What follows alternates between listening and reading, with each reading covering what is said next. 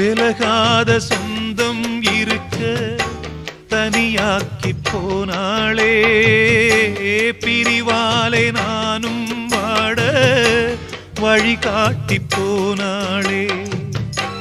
விலகத்தான் நினைக்கிறேன், விலங்குதான் போட்டியே, கலங்கித்தான் தவிக்கிறேன், கேள்விதான் கேட்டியே.